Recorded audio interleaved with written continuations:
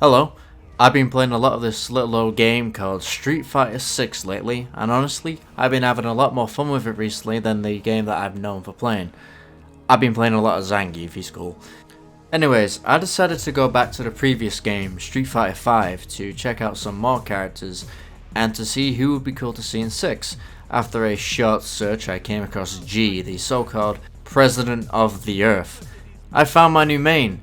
The only problem is that he isn't in SF6. Hopefully he's in the upcoming Season 3. I mean, he was added in Season 3 in Street Fighter 5, but I don't want to get my hopes up. Anyways, I thought it would be cool to see how G could work in SF6.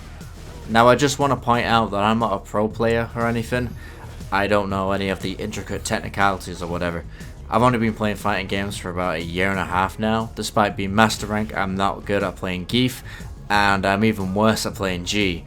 I just thought it'd be fun to think about how a character I like would play in SF6. G's moveset is pretty straightforward. For specials you have G upper, G under, G spin kick, a projectile, and a command grab. What sets G apart from the other characters in SF5 is his unique presidentiality level. You start at level 1, and by doing a G charge, you can get to level 2 and level 3, which increases the frame data and damage of every one of his specials. His level is indicated by this little icon here, which changes with every level, and he goes down a level every time he gets knocked down. You can cancel into G charge from any special and even some of his command normals, although you can't cancel from his command grab, at least on its own. You would have to do something like forward heavy punch first. Level 3 presidentiality is where G becomes a powerhouse of a character. To simply put it, it lets him get EX moves for free. Having free EX moves means he can deal quite a lot of damage without using any meter. His critical art is probably my favourite move that G has. It's projectile invulnerable, meaning you can use it against many characters' own projectiles. It also just looks cool. Obviously, to get a critical art, you gotta fill up the EX meter. Now he can just fill up the meter like everyone else, but he can also fill it up another way, with his message to the people. Yeah, G just has a move where it just yaps, and I find that really funny. If you let him finish his speech, G will get a full critical art bar. You can either do it on its own or cancel into it. Any move that you can cancel into G charge will also let you cancel into the message to the people. This means you gotta choose between leveling up or gaining meter. His V skills are neat. For his first V skill, it gives him this little barrier thing. If I'm right about this, it's his best anti-air, blocks single hit projectiles, and it also works against cross-ups.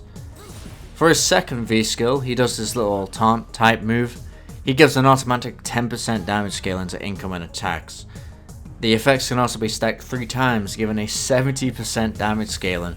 Another benefit is that G keeps his presidential level for a singular knockdown. V skill 2 is a purely defensive based V skill compared to his first V skill, which I feel is more offense based with some slight defense sprinkled in. Let's talk about V triggers. His V trigger 1 is called Maximum President. It's another way to get EX moves for free, but with a few extra properties. For 1, he turns fully gold for some reason. It also automatically puts him to level 3 presidentiality. It also gives him an upgrade to his V skill 1, letting him then shoot his shield as a projectile of sorts. It also lets him combo into moves he otherwise wouldn't be able to, like G under into G spin kick or G under into his V skill 1. His second V trigger is called Dangerous President. It gives him an extra attack called G Explosion, as well as another command grab called G Rage. Last but not least, G has the highest damaging move in the entire game, and you don't even need to do anything. If you stay idle for an entire minute, G does a move which does 50% of the opponent's health bar if they are in point blank range. I don't think this has ever happened in a real match, and I don't think it ever will, but I find it really funny that Capcom decided to add this anyway. Anyways, I think that's it for the general overview. So how would he work in SF6? Well, honestly, when it comes to his special moves, I feel like they would stay exactly the same for the most part. The presidentiality level gimmick thing would probably have to be tweaked slightly to fit in with the new draft system. It would definitely have to be reworked for when he's in Burnout though. I feel like being able to use OD moves in Burnout would be a little too overpowered. Maybe getting him in Burnout brings his specials back down to the level 2 versions. When it comes to the super arts, I feel like his critical art would probably be best suited as his level 1. Mainly because in Street Fighter 6, Ryu's critical art became his level 1 super, and I'm pretty sure there were a few other characters who got the same treatment. Initially, I thought it would be better suited as his level 2 super, but I feel like his V-Trigger 1 would be better suited for that role. Characters like Guile and Jury had their V-Triggers turned into the level 2, so I assume the same would go for G. I ain't really too sure about how both his V-skills and his second V-Trigger could be incorporated. Perhaps his V-Trigger 2 could be merged with his first? I don't know. I just hope they keep the command grab. I don't know why, but I found it pretty funny. For his V-skills, perhaps they could be turned into command normals of sorts, similar to what they did with Blanca's V-skill 1, although it might need to have a different input so it doesn't overlap with his G-charge and his message to the people. If they have to choose between one or the other, I'd rather them pick his V-skill 1, you know, the shield one, mainly because it's his best anti-air and whatnot.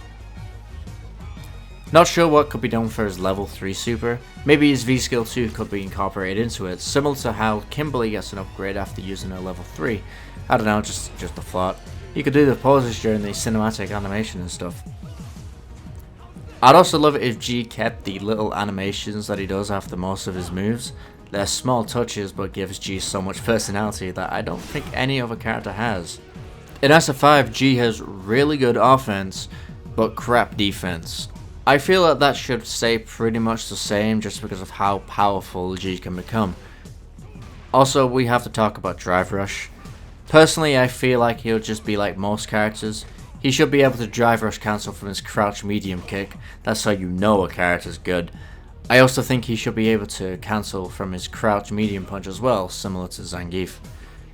Speed wise, I feel like his Drive Rush could be around the same speed as maybe JP or Ryu, maybe a little bit slower. Oh yeah, modern controls. That's where it gets a little bit tricky. Mainly because he has 6 specials, all of them being integral to his gameplay. The simple answer is just to make it so 2 of them have to be inputted manually, but which ones? Well, G-Charge is one of them, simply because the motion input is just down. And I think I would put his command grab as the other one, simply because it's the easiest to input, at least for me, and especially compared to the DP input and quarter circle forward. Story wise, I think it's pretty obvious that his story would go over his relationship with Q. The general theory is that G and Q are the same person, and there are a few things that support that theory, but I'm not all too convinced. I'm not going to go into too much, but I know that G and Q are definitely not the same being. For one, it's implied that there are multiple Qs, and something else. Let's talk about Gil. Gil's story is about him revealing himself to the world via a live stream and then goes on to fight his brother Urien. There's pointers that suggest that his story takes place after the events of Street Fighter 3. I want to point out these 2 lines. Urien calls Gil the Emperor, and so does Gil himself. Gil became the Emperor in Street Fighter 3. You know who else shows up in Gil's character story? That's right, G. So if Gil's story does take place after Street Fighter 3, then that means G is safe and sound and isn't whatever Q is. Also, G has a really big bushy beard in the artwork compared to his in-game model, just wanted to point that out. I'm not going to act like I know the story of Street Fighter, so I might be completely wrong, but I don't care. Also, the SF Wiki backs me up in this. I do believe that G is the big boss of the Q. Maybe they're his brainwashed followers or imperfect clones or something, I don't know. Just G and Q ain't the same guy. Costume wise, I'd love it if his main outfit was based off his tarot card. I think this looks cool as fuck. I know it's similar to his default outfit already, but I don't care. I'd love it if they made it so his beard was really big and bushy like how it looks in the various character stories he appears in. You know, maybe all the character stories he appears in takes place after Street Fighter 5 just because of how big his beard is compared to his model. I think that's everything, kind of a short video. Just wanted to test out making a video on something that isn't TF2 for once. I got inspired to make this video by a few things, mainly this video about how Alex could work in Street Fighter 6. You should check out that video if you're interested. A few of the other things being my genuine want for G to return, Season 3 coming up, and the fact that Q's mask got released as a wearable World Tour avatar mask. But yeah, I hope you enjoyed. I hope G appears in Season 3, and I hope you guys have a good day. Bye bye. G wins.